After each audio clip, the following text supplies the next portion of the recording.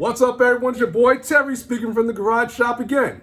Here to offer you some more big bang for the buck project info. Oh yeah, I know. It's been a minute since I put a video out, but I've been busy doing some appearances, doing projects with other people and everything. So now we're back in the garage shop, and where I love being here. And more importantly, I've been doing a lot of work on my personal projects, which takes a little time because you're gonna be filming and working at the same time.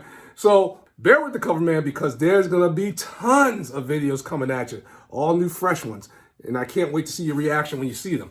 Yeah, we're going all in this year. 2022, looks like it's gonna be kind of cool. And if you haven't done so, make sure you hit subscribe, make sure you hit the likes, that's the thumbs up, and make sure, pow, you hit that bell. When you hit that bell, what'll happen is whenever I drop a video, guess who gets notified? That's right, you get notified. So you make sure you want to hit that trifecta, and that way you're good in the neighborhood. Well, today what we're doing is we're going to be installing, I call it a necessary evil, but it's not that bad. It really isn't. My Trailblazer SS. You guys know it. I love it. I love that truck. Love that truck. Unfortunately, it's time to change the ball joints. Usually with the Trailblazer SS and Trailblazer SS-like vehicles, the upper ball joints wear out a lot faster than the lower ball joints. So what we're gonna do is we're gonna just change the uppers. I got lowers, and we'll do that another time, but the upper ones are the ones that we're gonna be concerned ourselves about today. So the truck's outside right now, the wheel is off, and before we get to working, we need to talk about tools that you're gonna need. This is a 23-piece ball joint and universal joint kit. All right. Now, this kit pretty much does everything as far as when it comes to pressing. You could press old school control arms, upper and lower control arms, the bushings out, and you can remove ball joints, plus also U-joints. It's a nice press to have. But they also make a kit, but unfortunately the smaller kit may not have all the pieces that you're gonna need. But here's the good thing. Instead of shelling out like $50, $60 for the small set and over $100 for the larger set, most auto parts stores have these kits and they'll just let you borrow them. Oh yeah, they'll just give it to you and let you borrow it. But you gotta pay the cost of the kit just in case you decide not to bring it back. You know, then they keep your money. But if you bring it back, you get your money back and everything's beautiful.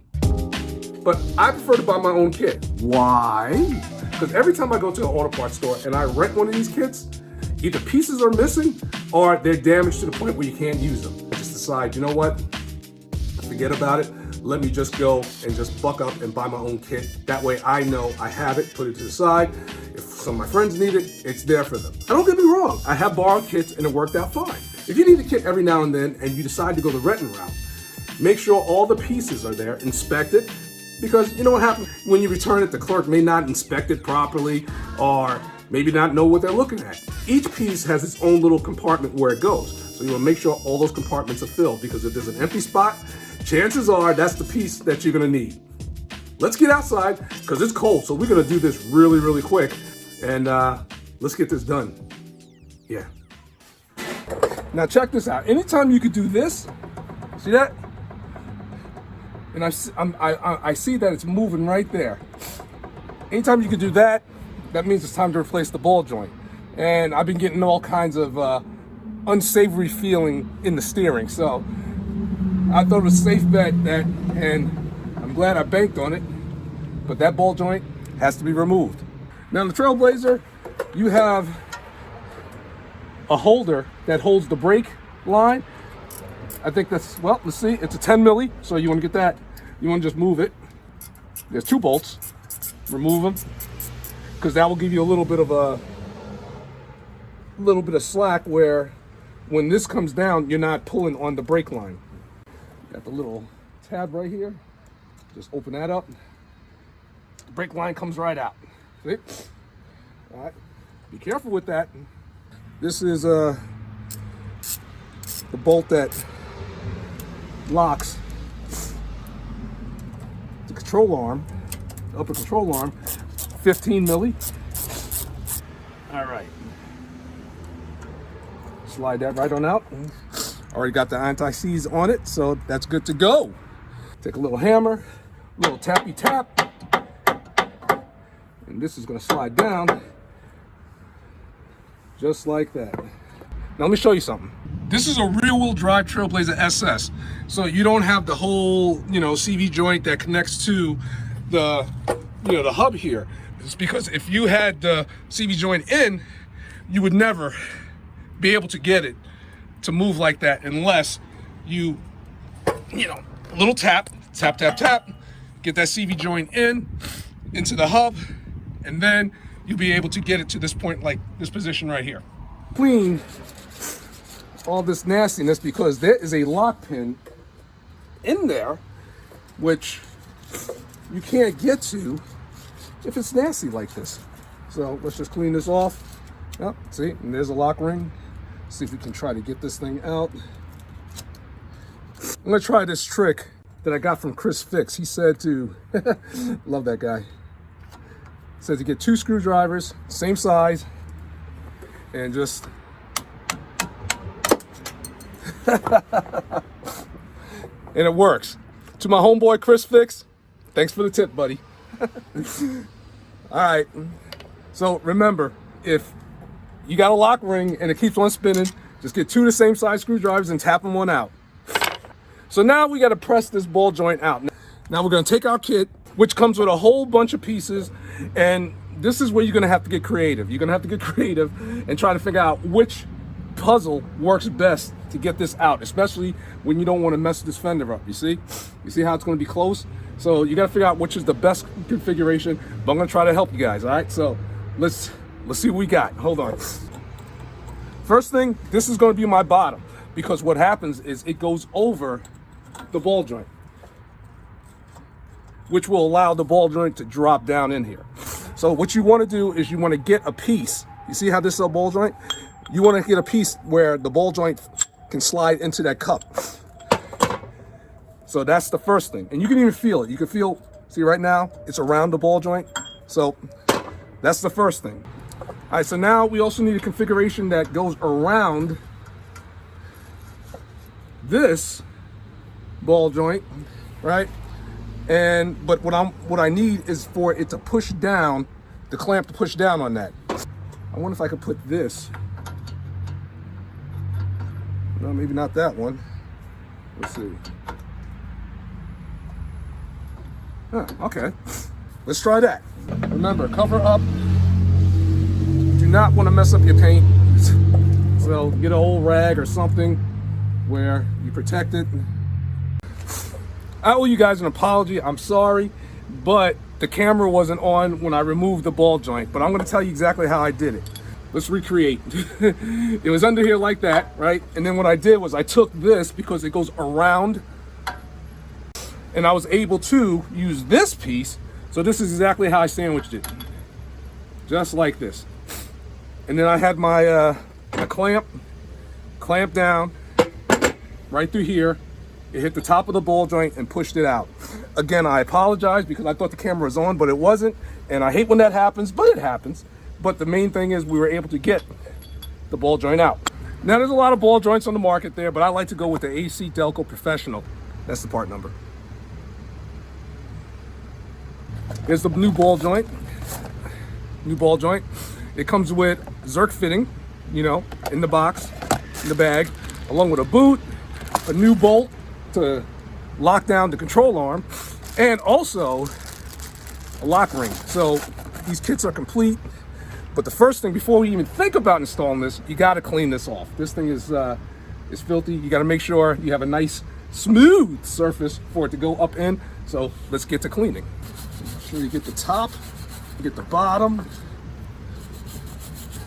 And this process is for, even if you have aftermarket control arms like I got, it works the same on aftermarket control arms and regular stock control arms. You got the assembly nice and clean where the ball joint's going to go. Now remember, these ball joints, they go in upwards. Boom, like that. All right, now what I have to do is, again, it comes back to that puzzle. I got to try to figure out the best configuration to push this thing up in the assembly. Oh, we'll figure it out. See this right here? See, I'm going to need a piece that pretty much fits around that lip like this. You see that? So it's going to push the ball joint upwards I searched high and low in the kit, and I found that a 1 1/2 socket seems to work the best. Let's give this a shot. You know, I started tapping it in with that socket and this hammer, and it seems to be going in pretty well, going in straight and everything. You know, because sometimes, I mean, like, I don't want to take a chance on messing up my paint. I mean, I can find a configuration with these little pieces to drive it in, but being that this assembly is not coming out any further, this may be the answer. Just find out.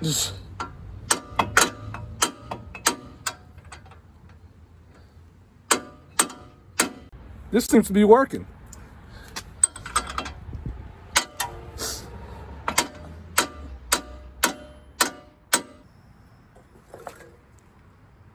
I think we're golden. Now it's important to get the ball joint all the way in the assembly and flush, because what's happening is, you remember that lock ring I was telling you about? It goes right in that groove. So you have it through, and this groove's got to come up, above this plane, so you can put the lock ring in. That's important. That's why you want to make sure you can press it in. But if you can't, by any means necessary, like how you saw, and I didn't damage the ball joint because I was hitting this part of the ball joint. So it seems to have went in, and I'm just going to put this lock ring on because it's getting a little dark out here and we got to hurry up and it's getting cold. Woo.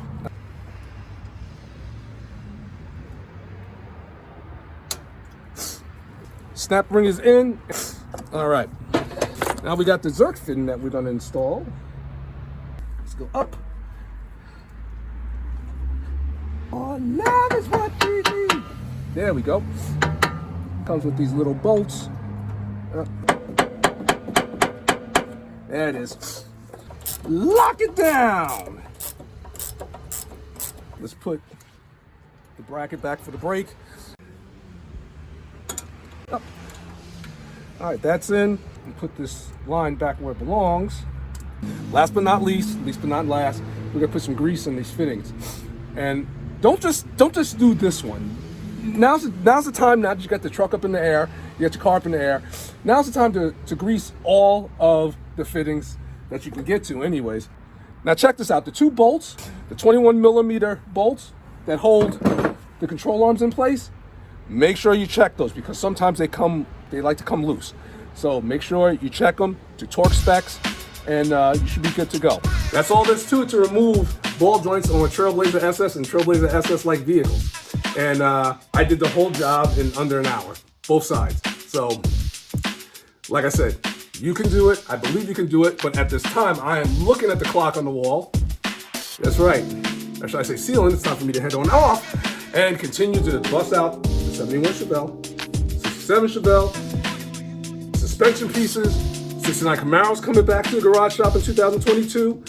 And I got a surprise. I looks like I might be the owner of something else. Not the Le Mans. Le Mans is going to be coming on, but I'm looking at something which you'll be hearing about real soon. So you want to stay tuned. Subscribe, hit the likes, thumbs up, and make sure I bang, knock that bell one out. But until we see each other, yes, always, please, much love, and be easy. I'll talk to you guys real soon. Take care.